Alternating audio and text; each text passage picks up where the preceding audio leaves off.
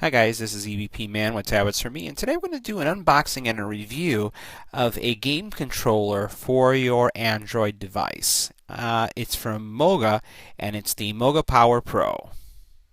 Alright, so let's take a look and see what's inside the box. Let me just move the cover over and open the box up. So inside, you have your instruction guide. And this is some warranty information. This package actually includes a stand, and this stand is important because it will support not only smartphones but Android tablets. So Android phones and Android tablets, that's why you have this Android stand or this tablet stand. You also have a micro USB charging cable. This is another charging cable, but not while you can use this to charge the device, this is really to charge your smartphone. Because the actual controller has a built-in battery, so this is a charging cable for your smartphone. And here we have our controller, and the controller, and that's pretty much it. So let's do an in-depth review of the controller and how we set this up in the next segment. All right, so this controller, and what makes this controller so special is a couple things. First of all, the controller is closer to what you would have when you play a large game on a large game console. So for example, here is an Xbox One controller, and here is the MOGA controller. You'll notice that at least from a shape perspective, and even from its dimensions, they're relatively almost the same size. The MOGA is just a tad bit wider, but all in all, if we'll put them one on top of the other, you'll notice that they're very similar. You'll notice that the controls also have your X, Y, and your AB, X, Y, A, B control.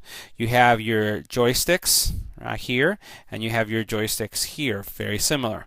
You have your pad here, your directional pad, you have it here as well.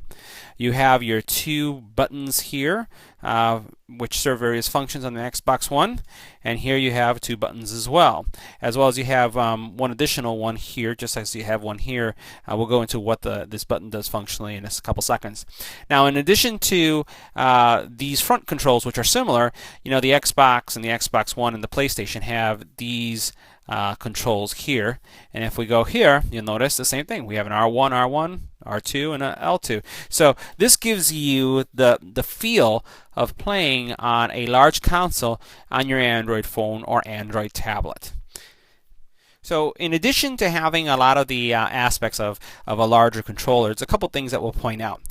Here on the bottom, you have some additional ports that give you the ability for charging. So you can see that right there.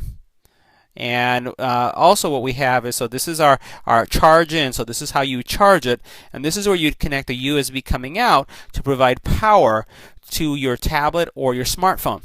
Now, the reason why I state that is because what sets this controller apart from some of the others that you see on the market, and it's called the power controller for a reason, and it's because it has a 2200 milliamp hour rechargeable battery. So not only is it battery powered the controller, but it also will power your phone or your tablet. So that's a nice addition. In addition to that, we have this little flip up arm, and this arm is used to be able to support your phone. So it extends up and down like this and allows you to place your phone in this area. Now, this will support all the way up to a Samsung Galaxy Note 3. So I've been able to have my Note 3 here without any problem.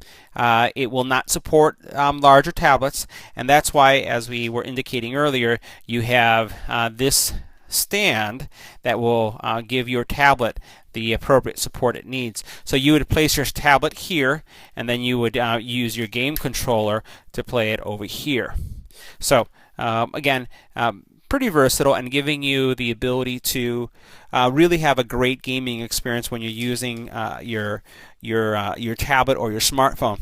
Now, one thing that you can pair, and we're going to be doing a review of this very shortly, is for example, if you're using a Samsung controller or Samsung phone, if you get one of these MHL adapters, pretty much your experience, and I kid you not, is very similar to having a portable Xbox. I'll have to say that, well, again, it's not going to be to the game quality of a 360 or a PlayStation 4. These phones nowadays can really output almost 1080p in most cases. So the game quality, the graphics are going to be really crisp, and when you combine it with this type of controller, it's going to transform your gaming experience. So let's look at how we pair and what we have to install in order to get this game controller working. All right, so the first thing you need to do is go to the actual Android market and install the MOGA Pivot application onto your phone. All right, so now that I've installed it, the next step is to set it up. So I'll choose Setup, and I'll go through, and there are several MOGA controllers that are available. I'm going to choose the one that I have, which is the MOGA Pro Power, and you can see that it's right there. I'll see, is there anything else? No, that's pretty much it. So we're going to choose this one, which is the one that I have. And the next step is to grab our control. So before we set it up, you have a couple choices to go with. You have the ability to choose Setup Mode A, and on the controller here, you'll notice that there is an A and a B mode. Let's make sure that's in focus.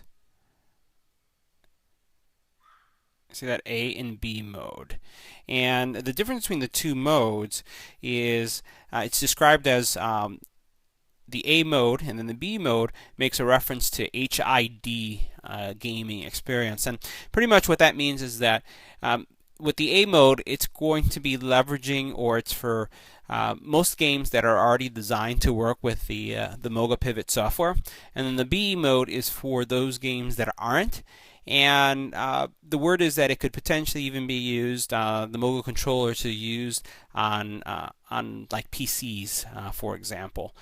So that's what the B mode is for. So it's up to you which one you want to choose, if you want to set up A or B, or you could try doing both. The first thing I'm going to do is set up the controller. So I'm going to hit set up A and B, and that's what I want. The controller is saying move the, or the application is saying move the switch to B.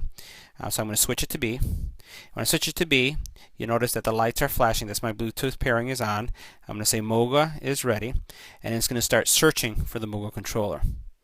So we'll give it a second so that it finds it. Notice that it's still flashing, and it's still searching.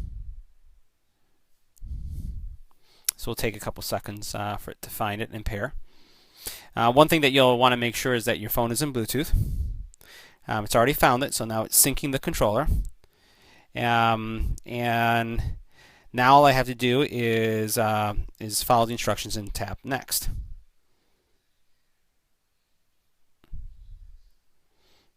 Okay, so that's looking the same. You'll notice that here you see where the MOGA is found, paired H2 or paired to HID. So it's obviously there, so it's connecting. You notice that it is connected. And what I'm going to do is go back. All right. Now we're going to do A. So I'm going to go back here. I'm going to switch it to off. Put it to A. Again, you see the pairing mode is going, right? I'm going to hit continue. We'll hit continue again. The MOGA is ready. It's searching. It said I should have waited like 5 seconds. I don't know if I did or not. We'll see if it makes a difference. Searching.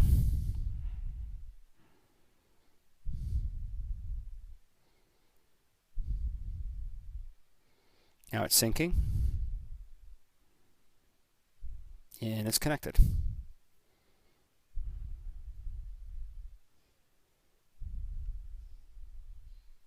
You can tell that because the Bluetooth light is solid now.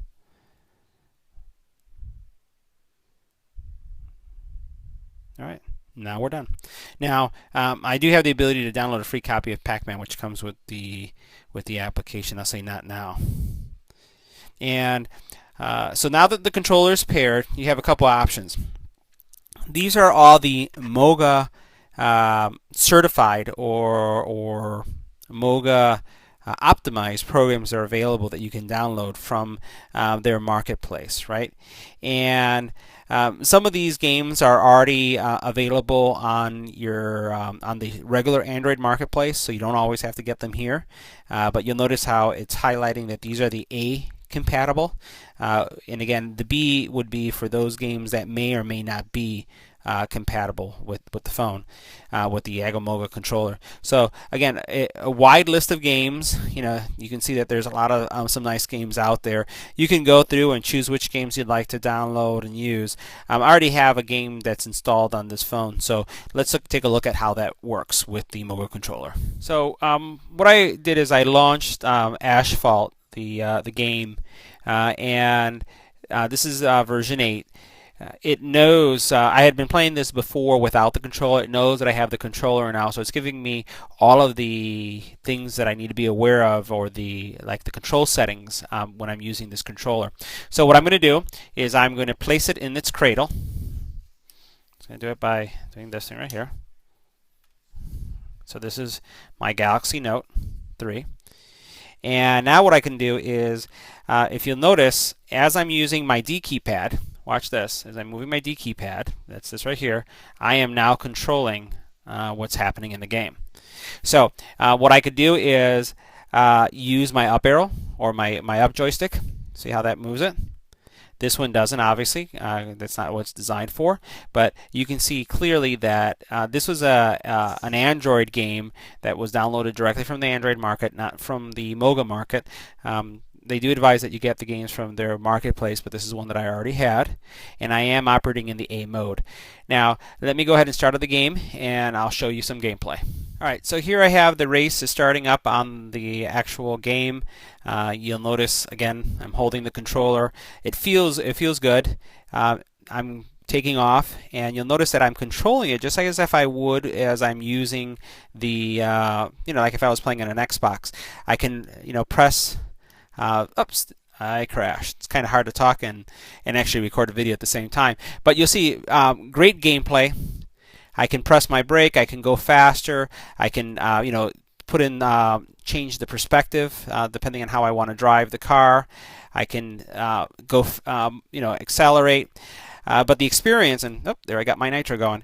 The experience is pretty good. It's very similar to as if I was using, again, the Xbox or PlayStation controller, and as you can see, it really changes the way you're playing games on these Android phones. So all in all, I really like the controller. I like the experience that you get when you're using a full-featured controller. Very different from holding the phone and moving it from left to right. One thing that you could do to really enhance your experience even further is, as I had mentioned, is combining an MHL cable with your actual television, and it really transforms it. So now you have a controller, the MHL cable, and this going at the same time. So let me show you what that looks like, and you'll see how the two combined give you a great gaming experience. Right, so what I have here is my phone. I have it connected to the Samsung MHL cable that's going from my phone now to the television. I'm going to take my camera off of the tripod so you can see what this looks like now. Alright, so now this is, I've connected it to my TV. This is a 36 or 32-inch television, and now I'm still using the MOGA controller. I have my phone resting on my desk, and you'll notice that I'm now going to hit resume, and now check out this game experience. Again, this is me now using my television and my Samsung Galaxy Note 3 to play a game, and I hope you can see how great this experience is. I've crashed, but the point here is you get an awesome gaming experience combining, again, a MOGA controller, you have an MHL cable, and your phone. And who would argue to say that this experience isn't similar to what you would have in a large console? Except you don't really need a large console. Again, a great way to maximize the use of your phone. Again, some of the technology that you have, and then using a wonderful controller like the MOGA Power controller. So if you have any comments or questions, leave them on the YouTube channel. As always, don't forget to subscribe and to share this video.